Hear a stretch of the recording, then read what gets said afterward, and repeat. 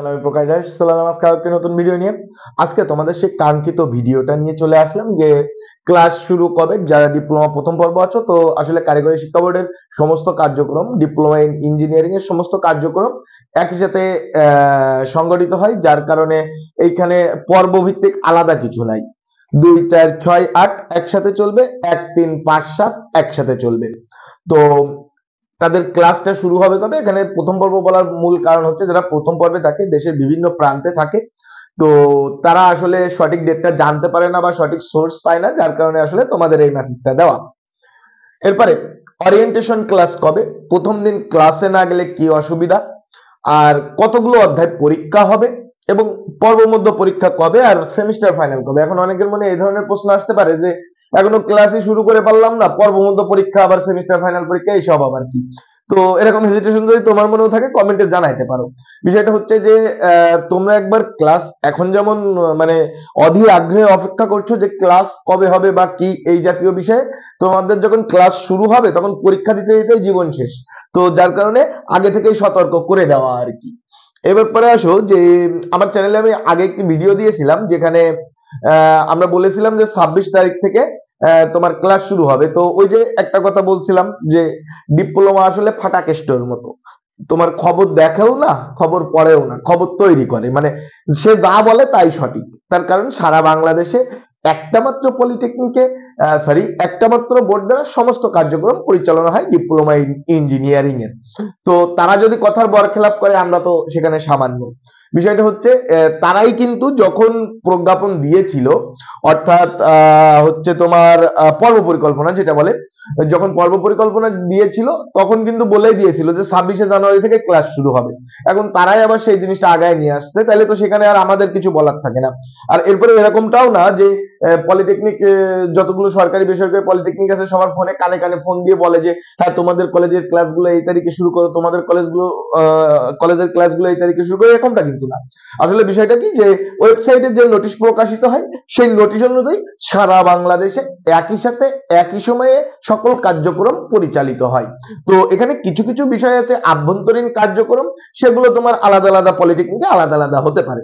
আর যে সমস্ত গুরুত্বপূর্ণ বিষয় সেগুলো সবগুলো সব পলিটেকনিকে একই সাথে সংগঠিত হয়। আর এই যে ফোন দেওয়ার কথা বললাম, এসব জিনিসগুলো যখন কোনো সমস্যা হয় তখন অবশ্যই পার্সন টু পার্সন কানেক্ট হয়, বাট সামগ্রিক বিষয়গুলো অবশ্যই একই নোটিশে সারা বাংলাদেশে একই সাথে পরিচালিত হয়। যেহেতু আমি কিছুদিন এই কার্যক্রমে যুক্ত ছিলাম, আমি টুকটাক একটু জানি আর কি। এরপরে আসো যে তোমার প্রথম পর্বে ক্লাসটা আসলে শুরু হবে কবে এই বিষয়টা আমি অ্যাপোলোজাইজ যে আমার বিগত ভিডিওতে আমরা প্রথম পর্বের ক্লাস শুরু হবে 26 তারিখে বলেছিলাম। তো কারিগরি বোর্ডের নির্দেশনা অনুযায়ী আমরা বলেছিলাম, তাদের নোটিশ থেকেই তোমরা কেউ চাইলে আমাকে কমেন্টে বলতে পারো, আমি সেখানে তোমাদের কোটেশন সহ আমি ডেট দেখিয়ে দিতে পারবো। সেই এটা আমার কাছে আছে, সেই পর্ব পরিকল্পনাটা আমার কাছে আছে, আমি সেখান থেকে দেখিয়ে দিতে পারবো। বাট বর্তমানে যে প্রজ্ঞাপন আছে, পরিকল্পনা আছে, সেখানে বিগত 1-2 দিন আগে আসলে কারিগরি বোর্ড তোমার নোটিশ দিয়েছে যে জানুয়ারির 19 তারিখ থেকে 19 জানুয়ারি থেকে সকল কার্যক্রম শুরু হবে। যদিও এখনো পর্ব পরিকল্পনা দেয় নাই, পর্ব পরিকল্পনা না দেওয়া পর্যন্ত 100% শিওর হয়ে বলা যাচ্ছে না। তবে আশা করা যায় যে 19 তারিখের আগে আর হবে না, হইলে পিছাইতে পারে 1-2 দিন, আগে আর হবে না। এরপরে আসো ওরিয়েন্টেশন ক্লাস কবে। তো এই ওরিয়েন্টেশন ক্লাস নিয়ে আসলে প্রথম পর্বের যারা শিক্ষার্থী আছো তারা অনেক ভয়ে থাকে আসলে, বা অনেক হেজিটেটেড থাকে আসলে কি হবে কি না জানি কি হবে। আসলে ওরিয়েন্টেশন ক্লাস কিছুই না, তোমাদের বিভাগীয় যে টিচারগণ আছেন সেই টিচারগণ তোমাদের সাথে পরিচিতি হবেন, এবং তোমাদের যে সমস্ত ওয়ার্কশপ, প্র্যাকটিক্যাল ফিল্ড এবং তোমাদের যে সমস্ত রুমগুলো আছে সেই রুমগুলো তোমাদের পরিচয় করিয়ে দেবে। এছাড়াও কোনো কোনো পলিটেকনিকে চাইলে তোমাদের ফুল দিয়ে বরণ করে নিতে পারে, সেটা তোমাদের অনেক ক্ষেত্রে বড় ভাইদের উপরেও নির্ভর করে, আবার অনেক ক্ষেত্রে না চাইলে নাও হতে পারে। তো এরপরে চলে আসো যে প্রথম দিন ক্লাসে না গেলে কি সমস্যা। তো আমাদের রুলস এন্ড রেগুলেশনে বলা আছে যে যদি তুমি প্রথম 1 সপ্তাহ ক্লাস না করো তো সেক্ষেত্রে তোমার ভর্তি বাতিল বলে গণ্য হবে। আই রিপিট এগেইন, যদি তুমি প্রথম 1 সপ্তাহ ক্লাস না করো তাহলে তোমার ভর্তি বাতিল বলে গণ্য হবে। তো এজন্য তোমাদের অবশ্যই উচিত প্রথম সপ্তাহ থেকে ক্লাস শুরু করা, এবং যেহেতু প্রথম প্রথম আসছো সুতরাং রেগুলার ক্লাসটা, তারপরে এখানে আসলে এখানকার পরিস্থিতি বা হালচাল সম্পর্কে সব বুঝে যাবে। এরপরে আসো কতগুলো অধ্যায় পরীক্ষা হবে। বিষয়টা হচ্ছে যে কতগুলো অধ্যায় পরীক্ষা হবে এটা নিয়ে অনেকেই ইয়ে থাকে। তোমরা 9-10 দেখো একটা বইয়ের যতগুলো অধ্যায় শেষ করে এসেছো 9-10 একটা বছরে এখানে তার 10 গুণ অধ্যায় তোমাকে পড়তে হবে।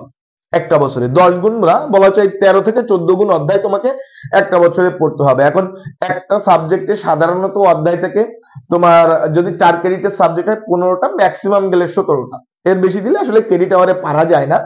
তো ক্রেডিট আওয়ার কিংবা এসব জাতীয় বিষয়ে জানতে চাইলে অবশ্যই আমার ওই যে মোটিভেশন প্লেলিস্ট নামে একটা প্লেলিস্ট আছে, সেখানে এগুলো নিয়ে অনেক বিস্তারিত ভিডিও আছে, সেগুলো দেখে আসতে পারো। সেখানে ওইসব বিষয়ে বিস্তারিত কিন্তু বলে দেওয়া আছে। আর তুমি যদি আমার চ্যানেলে নতুন হয়ে থাকো তাহলে অবশ্যই আমার চ্যানেলটা সাবস্ক্রাইব করে রাখবে অথবা পেজটা ফলো করে রাখবে, তাহলে কিন্তু তোমরা যে ভিডিওগুলো চাও সেগুলো আমরা রেগুলার আপডেট করতে পারবো আশা করা যায়। তো আমি যে কথা বলছিলাম, তোমার 10 থেকে 15টা অধ্যায় থাকে। এখন এই যে 10 থেকে 15টা অধ্যায় থাকে, এখন এই ক্রেডিট আওয়ারে তোমার আসলে 15টা বেশি অধ্যায় পড়ানো সম্ভব হয় না। যে সমস্ত সাবজেক্ট গুলো 2 ক্রেডিটের থাকে সেই সমস্ত সাবজেক্ট গুলো সাধারণত তোমার 7-8টা অধ্যায় থাকে, কোনোটাই ম্যাক্সিমাম মিলে 10টা অধ্যায় থাকে। তো এরপরে আসো যে পর্বমধ্য পরীক্ষা কবে এবং সেমিস্টার ফাইনাল পরীক্ষা কবে, এগুলো যদি জানতে চাও আমাকে কমেন্টের মাধ্যমে জানাবা, তাহলে তোমাদের আগ্রহের সংখ্যা দেখে আমি পরবর্তীতে যখন পর্ব পরিকল্পনা দিই সেটা নিয়ে নতুন ভিডিও প্রকাশ করব। আমি এখনই আর এটা নিয়ে কোনো অ্যাজাম্পশন তৈরি করতে চাই না, তার কারণ হচ্ছে যেহেতু 1-2 দিনের ভিতরে পর্ব পরিকল্পনা দিয়ে দিবে, তখন একবারে কম্প্যাক্ট ভাবে তোমাদের একটা ভিডিও আমি পাবলিশ করব। এই ভিডিওটা আজকে মেক করতাম না, এই ভিডিওটা মেক করার মূল কারণ হচ্ছে যেহেতু আমি বিগত একটি ভিডিওতে একটা ভুল তথ্য দিয়ে ফেলেছি, তার জন্য অ্যাপোলজিস ভিডিও হিসেবে আজকে আমি এই ভিডিওটা মেক করছি। ধন্যবাদ, সবাই ভালো থাকবে, সুস্থ থাকবে।